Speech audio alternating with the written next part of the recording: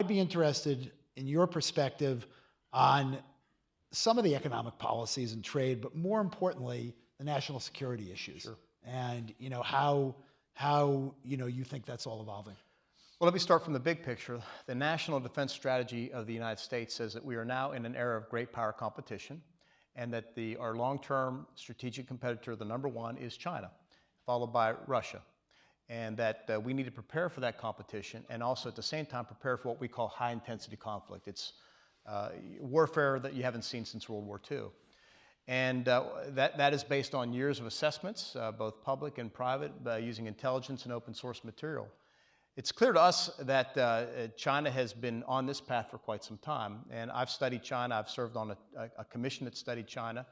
And so I'm well aware of what they're up to. And they have taken a holistic approach toward competing with the United States, that by the year 2049, they want to dominate Asia. And they're very clear about that. And at the same token, they identify us as their number one adversary. We identify them as our number one competitor. We are their adversary. So everything they are doing right now is aimed toward pushing us out of the region.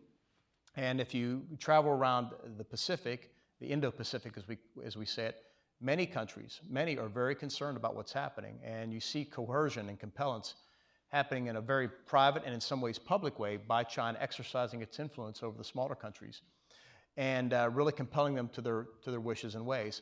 So I applaud the president for standing up to them from economic footing. I was working in the Senate in 2001 when we brought China, the United States did, into the World Trade Organization. There were two competing arguments at the time. One argument said that if we allow them in, they will use the benefits of free trade and an open system to buy the means to eventually build a strong and capable military, and they will try and dominate us.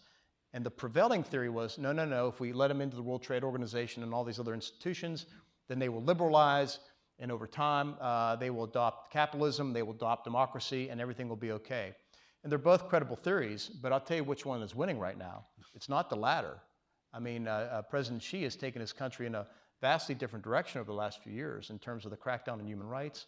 Look at what they've done to the Uyghur population in Western China, repression of journalists, repression of judges and lawyers. Look at what's happening in Hong Kong.